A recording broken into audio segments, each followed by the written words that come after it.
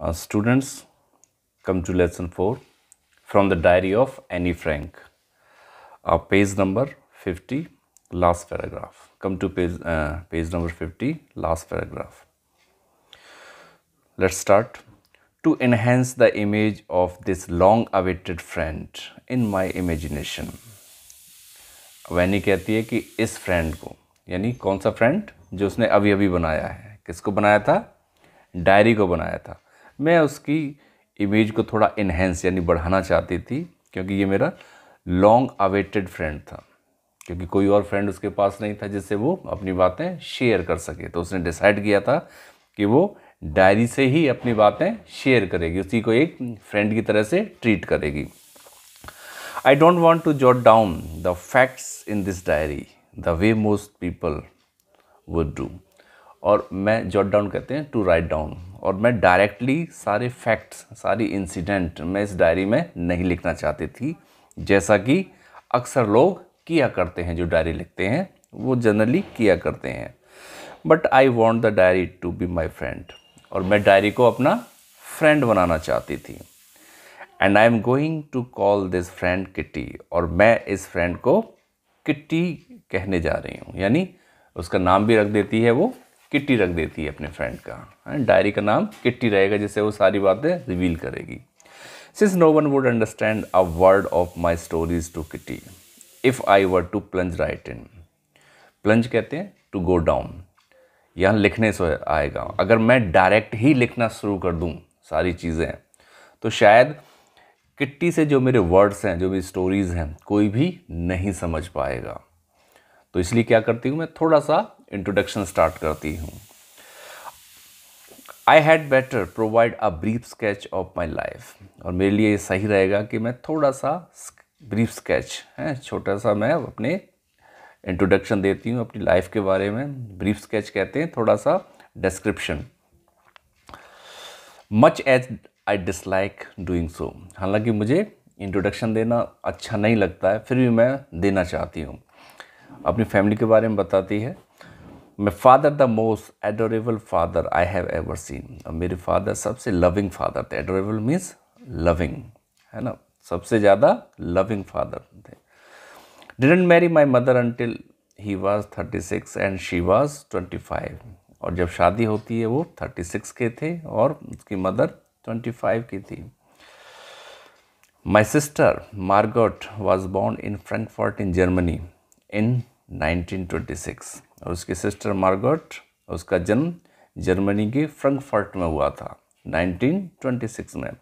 I was born on 12 जून 1929, और मेरा जन्म 12 जून 1929 को हुआ था। I live in Frankfurt until I was 4, और जब तक उसकी एज 4 साल होती है तब तक वो फ्रैंकफर्ट में ही रहती है।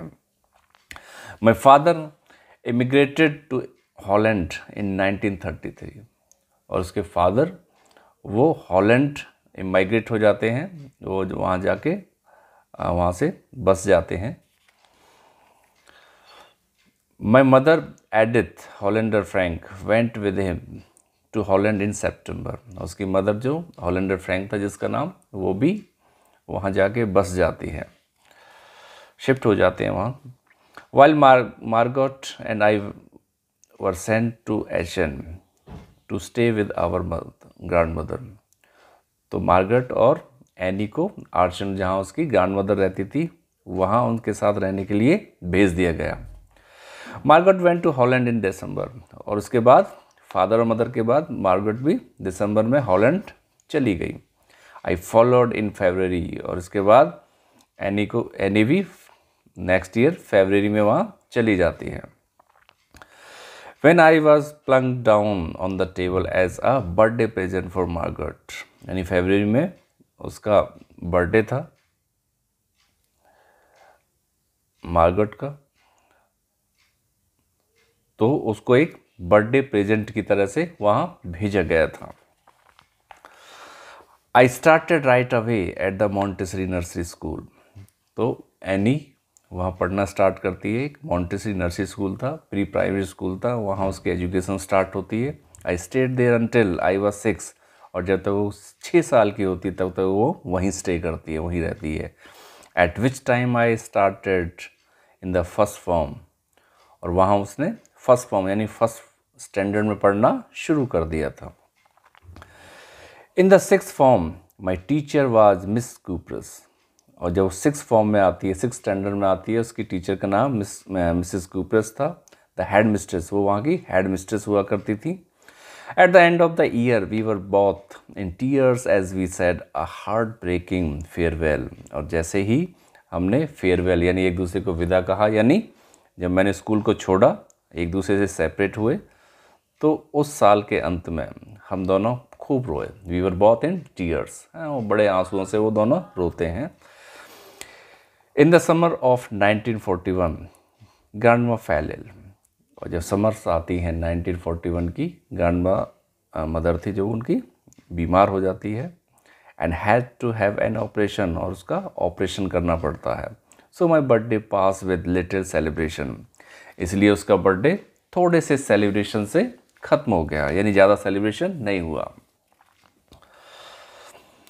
ग्रैंडमा डाइड इन जनवरी 1942, और उसके बाद ग्रैंड मदर की डेथ हो जाती है 1942 में। No one knows how often I think of her, लेकिन कोई नहीं जानता अक्सर कितना मैं अपनी ग्रैंड मदर के बारे में सोचा करती हूँ। एंड स्टिल लव हर, और अभी भी उससे मैं प्यार करती हूँ। दिस बर्थडे सेलिब्रेशन इन 1942, जब उसका बर्थडे आता है 1942 में, was intended to make up for the other, और ये इंटेंशन थी उसकी, जो पहला जो बर्थडे उसका विदाउट सेलिब्रेशन के पास हो गया था 1941 में, तो उसको मेकअप करने के लिए था, यानी उसको कंपनसेट करने के लिए था, तो ज़्यादा सेलिब्रेशन किया जाता है। And grandma's candle was lit along with the rest, और जब बर्थडे पे जो कैंडल जो जलाई जाती है उनके साथ ग्रैंडमा की एक उसकी याद में भी एक कैंडल जलाई जाती है।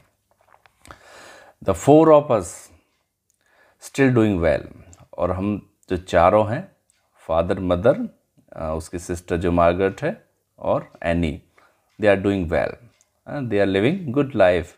That brings me to the present date of 20 जून 1942, और इससे मैं प्रेजेंट डेट यानी जो डेट जब वो स्टार्ट करती है लिखना, तब तक मैं पहुंच गई हूँ, यानी अच्छे से मैं तब तक लाइफ जी रही हूँ।